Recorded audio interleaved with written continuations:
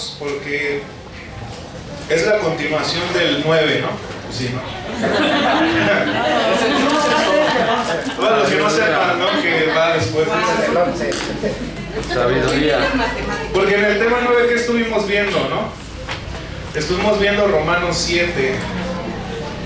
El apóstol Pablo, esa frase, ¿no? Que dice: miserable de mí, ¿quién me librará de este cuerpo de pecado?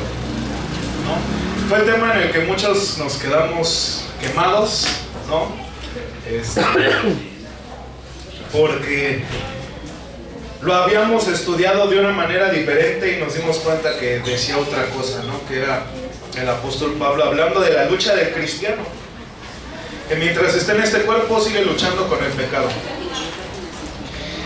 Ya lo que pedía la ley, que era la muerte, fue pagado por Jesucristo, de eso nos libramos, pero mientras estemos en esta tierra, seguiremos luchando con el pecado.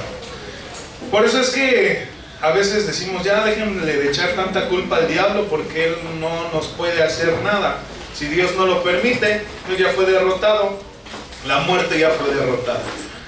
Contra lo que nos estamos enfrentando todos los días es contra uno mismo, contra sus deseos, contra sus pasiones, contra el obedecer o no obedecer a Dios. Eso es lo que estamos luchando, ¿no? Entonces, este tema sigue y vamos a estar estudiando Romanos 8. Entonces, era muy importante que lo viéramos.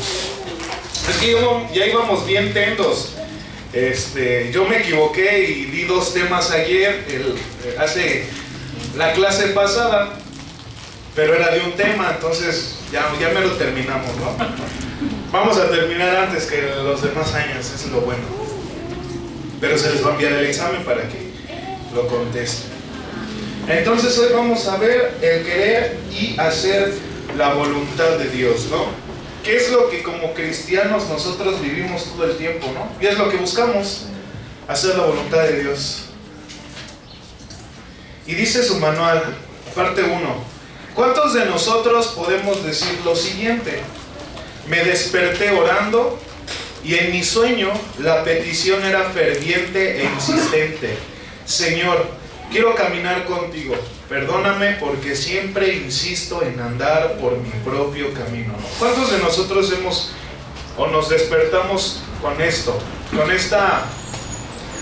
Con este sentimiento en el corazón, ¿no? Muchas veces por los afanes de la vida vivimos y ya ni siquiera le damos gracias, ¿no? O te despiertas y, ya es tarde, gracias Señor por este día, y te vas, ¿no? Así. Es como si usted saliera de su casa y no le dijera ya me voy a su esposa, ni te amo, sino que se va y ¿qué pasó, no?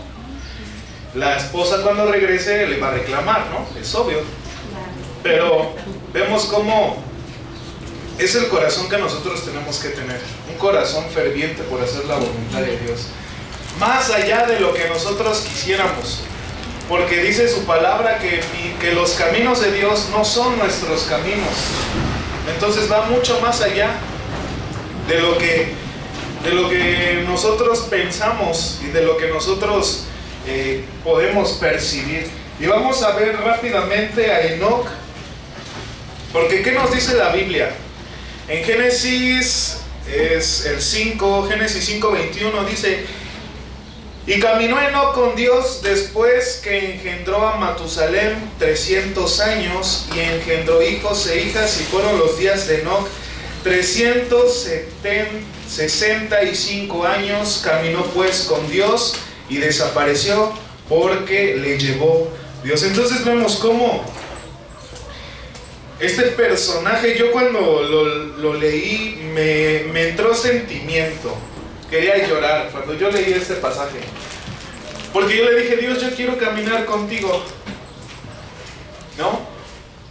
O sea, imagínense, antes el ser humano ¿cuántos años vivía? ¿No? Y vivía de a 300 a 400 años, el más pasado de lanza, ¿no? Y vemos cómo Enoc dice que vivió 365 años. Por eso es que muchas veces como seres humanos nos afanamos en el tiempo, en el que es que tengo que hacer esto y es que el otro.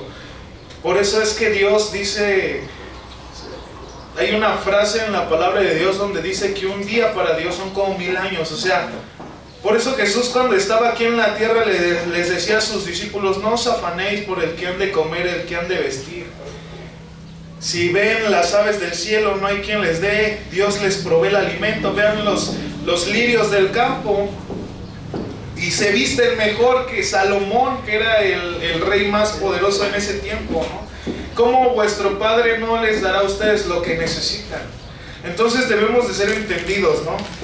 Y esta frase: caminó pues Enoc con Dios y desapareció porque le llevó Dios. O sea, en esa intimidad solamente hay dos personajes en la Biblia que no murieron: Enoc y Elías. Fueron los dos personajes que Dios se los llevó por tener una vida íntegra, por tener una vida de fe. Entonces vamos nosotros a entender cómo es que el hacer y el querer hacer la voluntad de Dios empieza con esto, con el caminar con Dios. Imagínense caminar con Dios, ¿no? A veces lo vislumbramos, ¿no? A veces hasta ahí,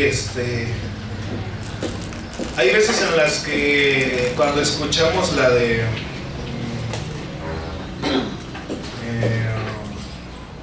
escuchamos alabanzas que hablan acerca del cielo, de cómo un día vamos a estar con Él, ¿no? Y nos lo podemos imaginar, ¿no? Estar de frente de Jesús y que cuál sería nuestra respuesta, ¿no? De cada uno de nosotros, ¿no? Yo siempre me lo he imaginado y yo creo que me caería al suelo llorando, ¿no? Y le besaría los pies: gracias, Señor, por lo que has hecho, ¿no?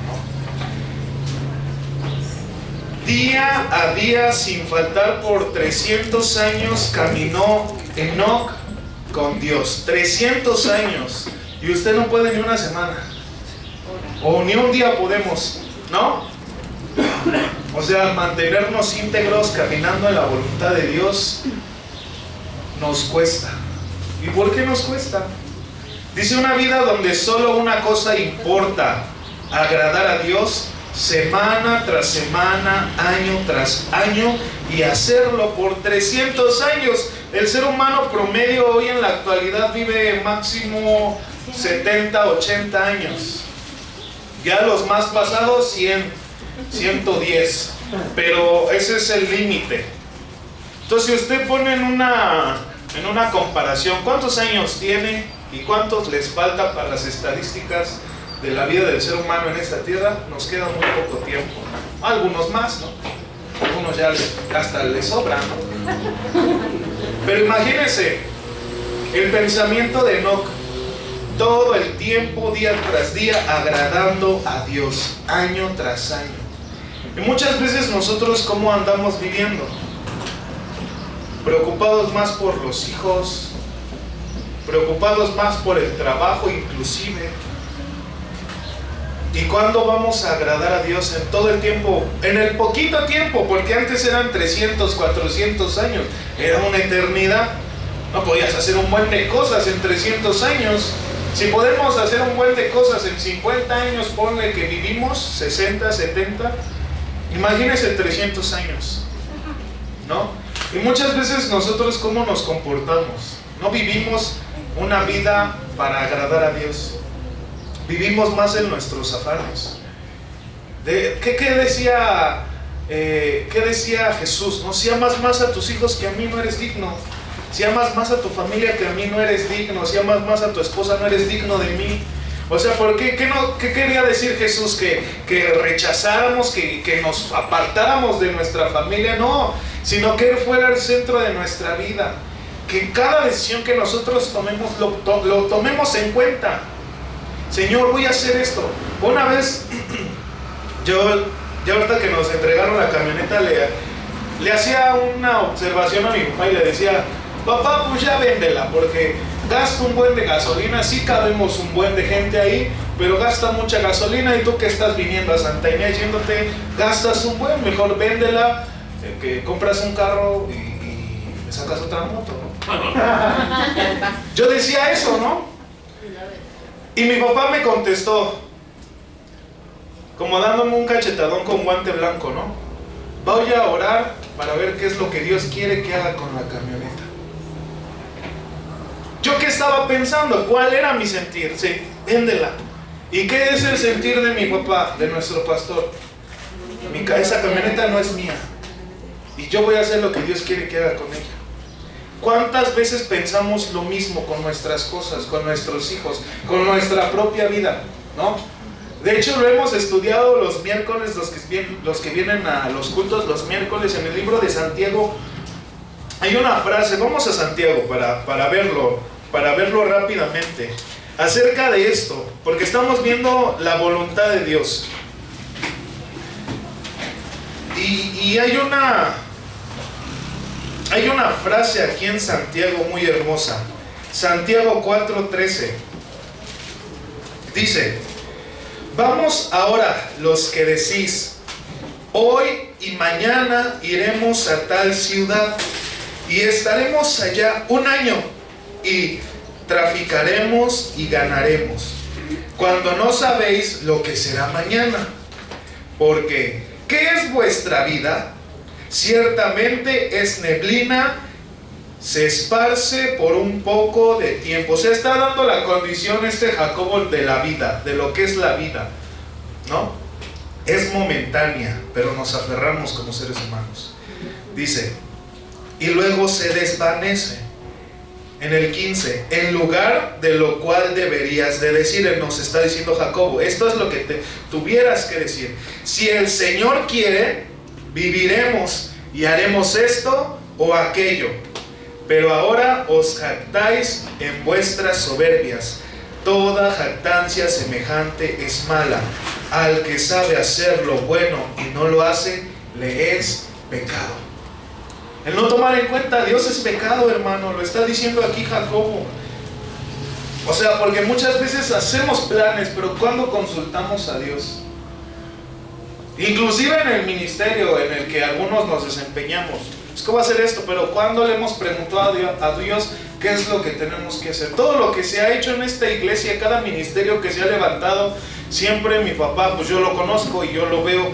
Siempre desde antes yo me entero que va a planear esto, pero se pone a orar.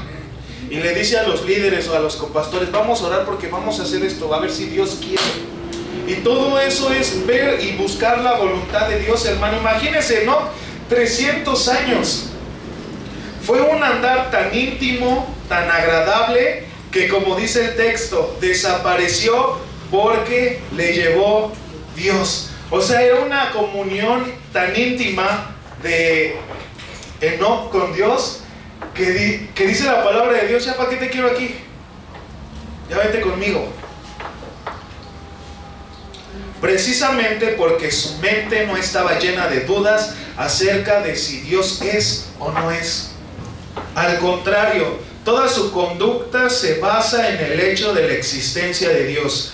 Dios es, por lo tanto, Dios habla, Dios ve, Dios actúa, Dios controla, Dios ordena, Dios sabe, Dios está presente. Ese estilo de vida es tener temor de Dios, hermano.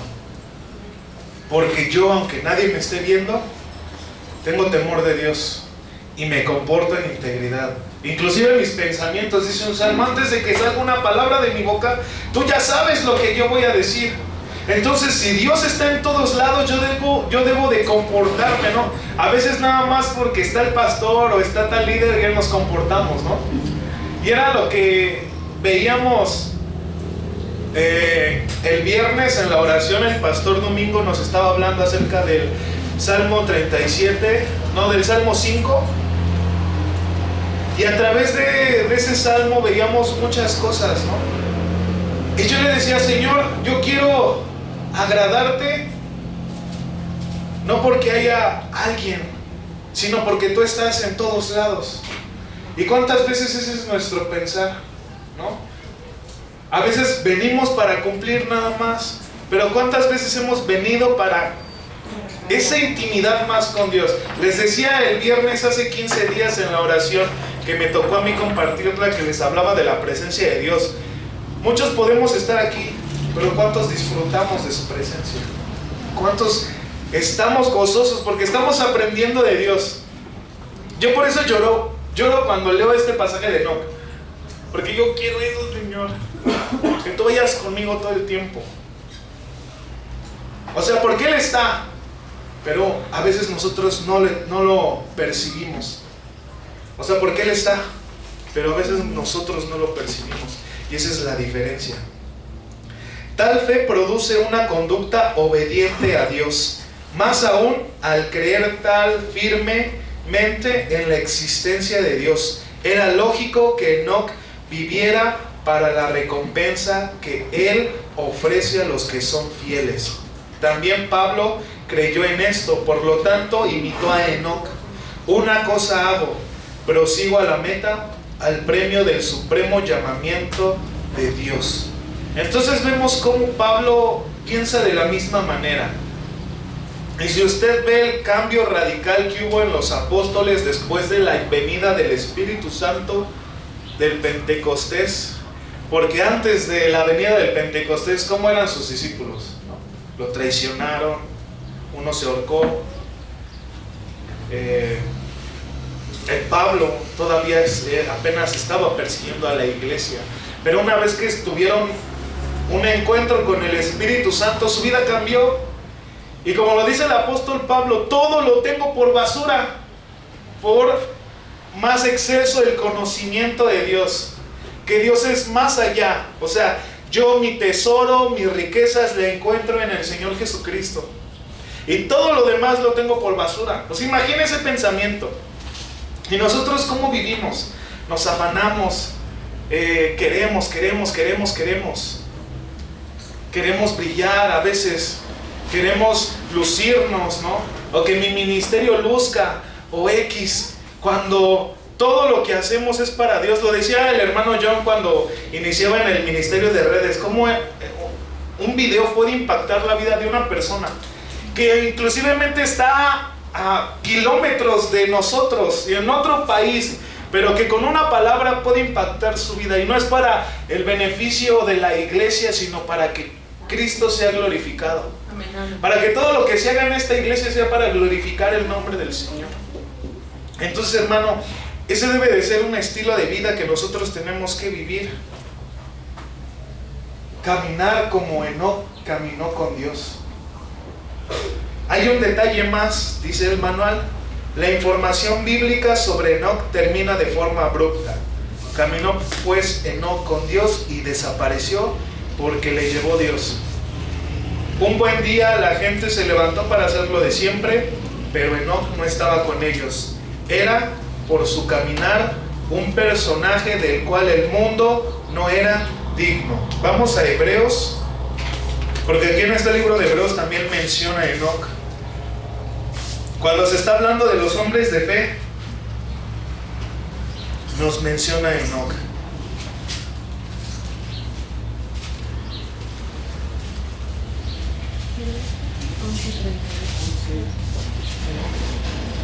Desde el 37 está hablando de los hombres de fe. Dice: fueron apedreados, aserrados, puestos a prueba, muertos a filo de espada, anduvieron de acá para allá, encubiertos de pieles de ovejas y de cabras, pobres, angustiados, maltratados, de los cuales el mundo no era digno. Hablando acerca de los hombres de fe, errando por los desiertos, por los montes, por las cuevas, por las cavernas y la tierra.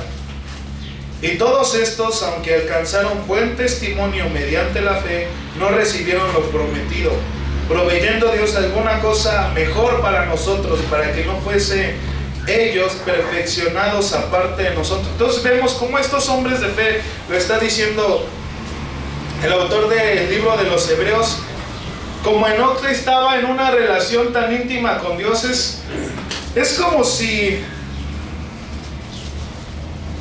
si el conocimiento que tenía el apóstol Pablo lo tuviera Enoc. El conocimiento de la revelación del Evangelio lo tuviera Enoc. Pero como todavía no era tiempo de revelarlo, y Enoc tenía todo ese conocimiento por esa intimidad con Dios, Dios dijo: me lo tengo que llevar porque aún no es tiempo. Entonces imagínense, Imagínense esa intimidad con Dios que le dio esa revelación para que Dios le dijera, ¿sabes qué? Todavía no es tiempo, tú ya lo tienes todo, vente conmigo. Por eso es que dice, de los cuales el mundo no era digno, porque todavía no era el tiempo de que no esparciera ese conocimiento del Evangelio. Tenía que venir Jesucristo. Entonces veamos cómo esa intimidad, dice, y Dios se lo llevó anticipadamente a su divina presencia. Entonces podemos ver cómo es ese caminar con Dios, hermano, en santidad. Imagínense, 300 años sin falla, dice el manual, y yo, y posiblemente tú, que tengo problemas con caminar un solo día en perfección ante Dios, ¿no? Porque pasa cualquier circunstancia en nuestras vidas y ya le fallamos a nuestro Señor. Ya dijimos una mentira, ya nos enojamos, ya codiciamos, ya hicimos esto, ya hicimos aquello, ya nos pusimos de altivos. Nosotros nos cuesta un día, una semana, póngale, pero 300 años sin falla, imagínense, hermano, una intimidad con Dios tan extensa, tan intensa, que Dios se lo tuvo que llevar. Dice el manual, tal estilo de vida, tal ambición espiritual es realmente rara, ¿no? De hecho, es lo que quisiéramos ver, ¿no? Más los adultos quisieran ver de los jóvenes eso, ¿no? Esa pasión por Cristo, esa santidad, esa entrega, ¿no? Yo cuando fui a los campamentos de Hoagland a servir, me sorprendí de los jóvenes que fueron a servir. Porque una cosa es ir, ¿no? De campero o de líder de camión, pero otra cosa es estar atrás de bambalinas, ¿no? Y conocí a muchos jóvenes de 12 años, 15, y esa pasión por Jesucristo, o sea, prejóvenes. Y yo dije, estos chavitos son más maduros que muchos de la iglesia, y chavitos pequeños, y con un entendimiento estaban repartiendo los juegos. Y le dijeron a una niña de 13 años, te vamos a encargar este juego a ti porque tú eres más madura que muchos de los que estamos aquí. Y yo me quedé, oh, no te pases. Y al ver a esos jóvenes me sorprendí, dije, que así fueran muchos jóvenes en la iglesia. Yo aprendí mucho de ahí cuando yo fui a servir. Inclusive como hermanos en Cristo, como adultos, hermano. ¿Cómo debería de ser nuestro caminar, no? Pero todavía seguimos peleando, seguimos con nuestras cosas. Entonces, yo cuando fui allá a los campamentos, aprendí muchas cosas y dije, Señor, tengo que cambiar. Porque como estos chavitos tienen la madurez que yo ahorita tengo, a mis 25. Y se sentaban al momento de, ya ven que les comparten el evangelio y pasan al comedor y les ministran. Y los chavitos ahí predicándoles, y yo los veía, y un chavito tenía 5 y les estaba hablando del evangelio, y yo me quedé, yo nada más le hablé a uno, a mí nada más me tocó uno, y ese chavito a 5. Y luego hacían reuniones en equipos ahí en el campamento, ya ve que se reúnen por camión después de la enseñanza, y un líder de un camión no sabía qué tenía que hacer. Y ya que mandan un chavo, tiene 17 años, y ahí va, y ya nada más le dio una ojeada y les empezó a dar la clase que les tenían que dar. O sea, el adulto que iba sirviéndole de líder de camión no supo qué hacer, no quiso hacer nada, y este chavito lo hizo. Y yo me quedé así, dije, Dios, que hubiera más chavos así en la iglesia, o que adultos fuéramos así, con esa mentalidad, con ese servicio, con ese amor por Cristo. Porque terminaba un campamento y nos reunía Hoagland y nos sentábamos ahí en el suelo, estábamos platicando y nos decía ¿qué aprendieron? ¿Cómo vieron el campamento? Y oírlos hablar, cómo se expresaban, cómo... Yo dije, wow. Les dije, cuando me tocó a mí, les dije, todos los que están aquí son valientes. Porque jovencitos enseñando la palabra, jovencitos encargados de un juego. O sea, un juego que le tenía que enseñar a 50 jóvenes qué es lo que tenían que hacer. Y ir de acá para allá y sirviendo y que toca hacer esto y que la obra. Yo les dije, ustedes son muy valientes. Porque nadie o muy pocos tienen esa calidad o tienen ese deseo por servir al Señor. Entonces, veamos cómo es ese estilo de vida, hermanos. Pasión por Cristo, amor por su Señor. Y lo vimos cuando estudiamos historia eclesiástica, los mártires y los hechos, los apóstoles. Cómo entregaron sus vidas por esa pasión. Y ahorita no hay persecución. La hay, pero pues hablada, ¿no? Por redes sociales o por la sociedad. Pero no hay una persecución que nos maten. Y deberíamos de explotar más porque no hay mucha oposición. Y antes, aunque había oposición, se extendía aún más. Y vivían como cristianos. Entonces, hermanos, debe de haber un cambio de nuestra mente. Por eso la palabra metanoia, que es arrepentimiento en griego, cambia tu manera de pensar. Y mientras cambies tu manera de pensar, tus actitudes van a cambiar. Dice el manual, particularmente en nuestros días, cuando todos al parecer buscamos agradarnos a nosotros mismos, rara aún entre los que nos llamamos cristianos, vivimos en una era tan egocéntrica y permisiva. Pero si Enoc, con la ayuda del Espíritu Santo, pudo andar en perfección ante Dios por 300 años en aquel mundo tan depravado, acuérdese que en ese mundo no había ley, hermano. La ley fue dada hasta Moisés. Hacían lo que querían y nadie les decía nada. Y Enoc, a pesar de ese mundo, vivió en pureza. Entonces también es posible para otro hijo de Adán en esta era corrompida andar de forma que agrade a Dios. Y nos hace unas preguntas el manual. ¿Cómo lo hiciste, Enoc? Preguntamos. ¿Cuál fue tu secreto? ¿Cómo puedo seguir tus huellas? Y la respuesta viene más adelante. Solamente la obra del Espíritu Santo en nuestras vidas. Esa es la respuesta. Para vivir una vida íntegra, en amor a Dios, apasionados por el Espíritu Santo. Porque lo hemos estado estudiando durante todo este manual. El ser humano caído no puede buscar a Dios. Nosotros estamos aquí por la influencia del Espíritu Santo en nuestros corazones. Dice el versículo, porque por gracia sois salvos por medio de la fe, y esto no es de vosotros, es un don de Dios. El significado, la definición de la palabra gracia, yo cuando la estudié en el ITI me quedé de a 6, porque dije, ni siquiera el que yo creyera en Cristo fue obra mía. Porque la palabra gracia, su definición es la influencia divina en el corazón humano. O sea que Dios tuvo que intervenir en ti, en mí, para que yo creyera en Cristo.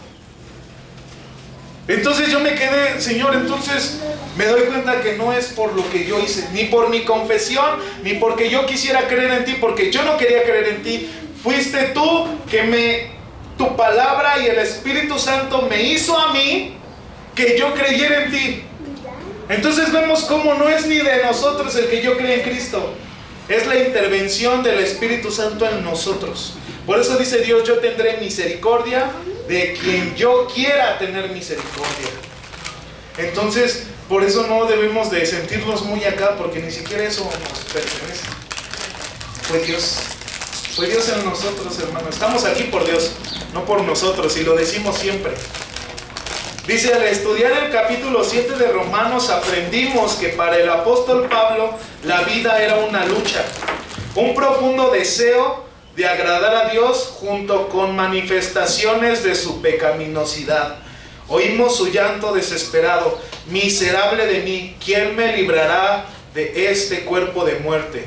Y vimos que Dios proveyó la respuesta perfecta en Jesucristo por su propiciación, su redención, su justificación y su reconciliación. Entonces ese es el contexto de lo que hoy vamos a estudiar. Vamos a Romanos 1, hermanos, que es la base de lo que hoy vamos a estar analizando. Porque en el capítulo 7 de Romanos nos dimos cuenta que seguimos luchando. Es una lucha interminable hasta que muera este cuerpo o hasta que venga el arrebatamiento de Dios por nosotros. Seguiremos luchando. Dice el pasaje número 1: ahora pues, o sea, después del contexto de Romanos 7, ninguna condenación hay para los que están, ¿en quién? En Cristo Jesús. Los que no andan conforme a la carne, sino conforme al Espíritu. En el capítulo 8:1 de Romanos, Pablo revela estos secretos espirituales. Y ahorita lo vamos a analizar todo del 1 al 17, que es lo que vamos a estar estudiando. Pero en general nos revela estos secretos. Dice: hay entonces dos maneras en las que puede vivir un ¿qué? ¿Qué dice ser humano? O sea, cualquier persona. Número 1, según la carne. Y número 2, según el Espíritu. No está hablando de creyentes. Está hablando de cualquier ser humano. Dos estilos de vida: según la carne y según el Espíritu. Y ahora sí vamos a leerlo todo completo hasta el 17. Desde el 1 otra vez. Ahora pues, ninguna condenación hay para los que están en Cristo Jesús. Los que, o sea, ya lo va a explicar. Los que no están condenados, que están en Cristo, viene y lo explica. Los que no andan conforme a la carne, sino conforme al Espíritu. Porque la ley del Espíritu de vida en Cristo Jesús me ha librado de la ley del pecado y de la muerte. Porque lo que era imposible para la ley, lo vimos en Romanos 6, el apóstol Pablo está defendiendo su postura ante la ley, que él estaba validando la ley, que la ley era buena. Pero ¿para qué era buena la ley? Para mostrar el pecado, nada más. La ley no me salvaba, no nos salvaba. Porque lo que era imposible para la ley, o sea, salvarme, por cuanto era débil por la carne, o sea, nosotros como seres humanos, por la carne éramos débiles, Dios, ahí viene la intervención de Dios, enviando a su Hijo en semejanza de carne de pecado, a causa del pecado, condenó al pecado en la carne, para que la justicia de la ley se cumpliese en nosotros, que no andamos a la carne, sino conforme al Espíritu. Porque los que son de la carne piensan en las cosas de la carne, pero los que son del Espíritu en las cosas del Espíritu. Porque el ocuparse de la carne es muerte, pero el ocuparse del Espíritu es vida y paz. Por cuanto los designios de la carne son enemistad contra Dios, porque no se sujetan a la ley de Dios, ni tampoco pueden, y los que viven según la carne no pueden agradar a Dios. Es la condición del ser humano sin Cristo, no puede buscar a Dios. Y aquí lo está volviendo a reafirmar el apóstol Pablo. En el 9, mas vosotros no vivís según en la carne, sino según el Espíritu, si es que el Espíritu de Dios mora en vosotros. O sea, como el ser humano no puede vivir una vida con Dios, agradándolo, es el Espíritu Santo que nos hace poder vivir ese estilo de vida. Dice más adelante: y si alguno no tiene el Espíritu de Cristo, no es de él. O sea, ya nos está dando la puerta de quién es salvo y quién no es salvo, Quien no tiene al Espíritu Santo no es salvo. ¿Por qué? Porque vive bajo la carne. El que vive bajo el Espíritu es el que tiene la certeza, más adelante nos dice, de que podemos llamarle Abba Padre. Fue lo que leímos en la mañana. En el 10. Pero si Cristo está en vosotros, el cuerpo en verdad está muerto a causa del pecado. O sea, vemos cómo ya nos ha dado Dios el poder para vencer el pecado.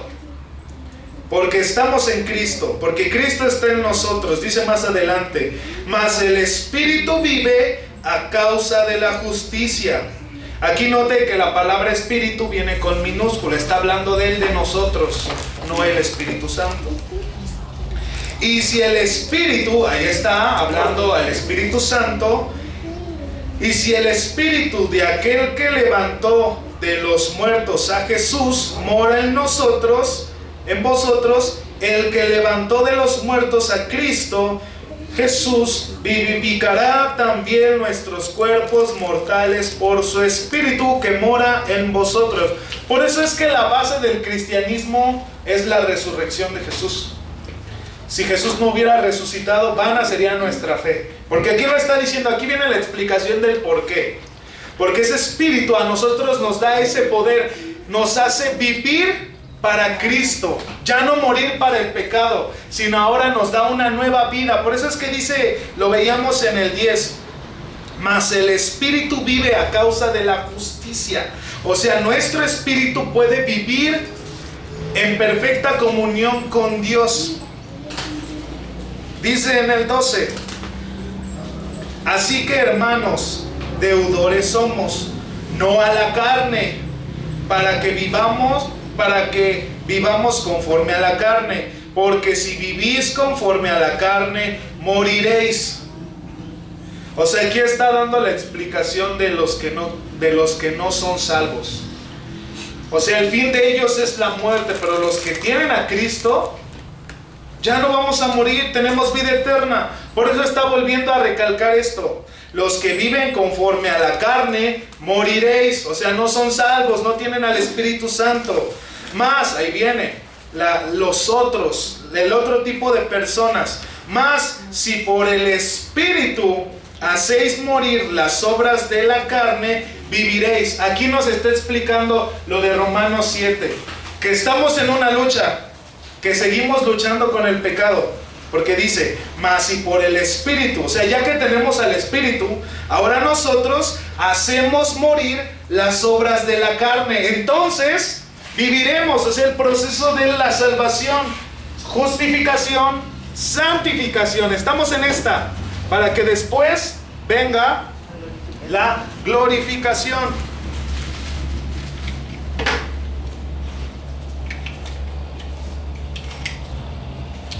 Sí.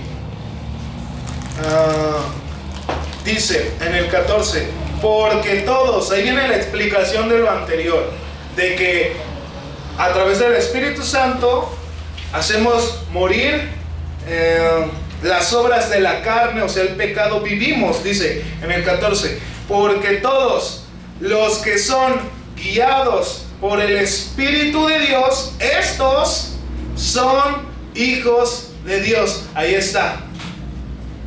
Por eso es que, bueno, ahorita se los explico. Vamos en el 15. Pues no habéis recibido el espíritu de esclavitud para estar otra vez en temor, sino que habéis recibido el espíritu de adopción, por el cual clamamos, Abba, Padre.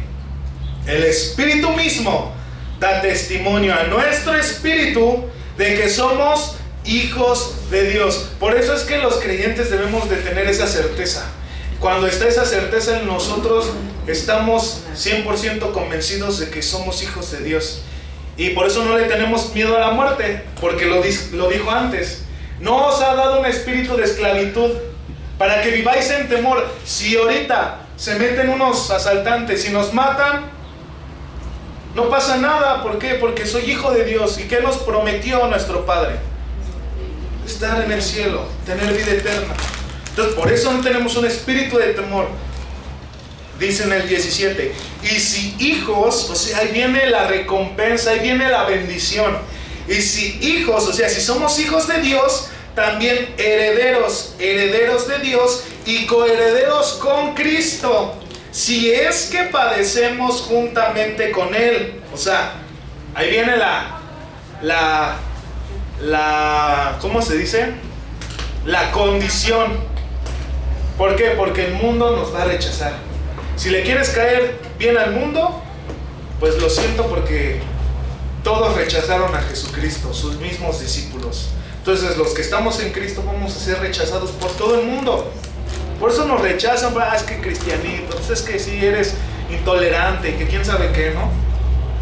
Dice, para que juntamente con Él seamos glorificados. Amén, es lo que estamos esperando. Porque hasta ese momento no seremos librados del pecado hasta que seamos glorificados, de poder caer. Entonces vamos a ver una explicación un poco pequeña de este pasaje, de lo que acabamos de leer, porque es mucha información, son muchas cosas, y usted en su casa léalo versículo por versículo y estudie cada verso para que lo pueda comprender. Martín Lutero hace da una frase, o da un punto de vista acerca de Romanos 8, y esta es la frase que dice Martín Lutero: que Romanos 8 es la obra maestra del Nuevo Testamento. Romanos 8 es como el diamante, es como que lo más brilloso del Nuevo Testamento. Romanos 8, por eso debemos estudiar este pasaje.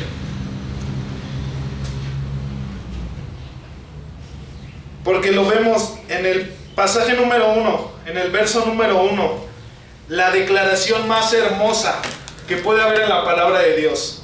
Ahora pues, ninguna condenación hay para los que están en Cristo. Esa es la declaración, empieza con la declaración más hermosa del pasaje de Romanos 8. Ninguna. De hecho, más adelante en el 30 dice, ¿quién condenará a los escogidos del Señor? O sea, si Dios mismo no nos condena, ¿quién se atreve? Si el Dios del universo, el ser omnipotente, no nos condena porque estamos en Cristo, ¿quién? ¿Quién, hermano? Nadie. Hay una idea falsa en los cristianos, que cuando caen en pecado es solamente hasta que confesemos y nos arrepintamos donde podremos evitar condenarnos. Esa es una idea falsa que se ha metido en la mente de los cristianos. Imagínate, tú eres hijo de Dios. Eres. Es una afirmación, no es una pregunta. Tú eres hijo de Dios y dijiste una mentira y moriste. Te atropelló un carro. Dijiste una mentira, te echaste a correr y te atropelló un carro. ¿Qué va a pasar contigo? ¿Qué va a pasar, hermanos? Nada. No pierdo la situación. ¿A dónde vas? Con Dios. Con Dios. ¿Por qué? Porque ya fuimos justificados por Dios. Están Exacto. perdonados los pecados presentes, pasados y futuros. Morimos a la ley del pecado. Nosotros estamos justificados. Exacto. Entonces veamos cómo esta idea se ha metido en muchos cristianos. Porque ahí le va. Acompáñenme a Juan 3:18.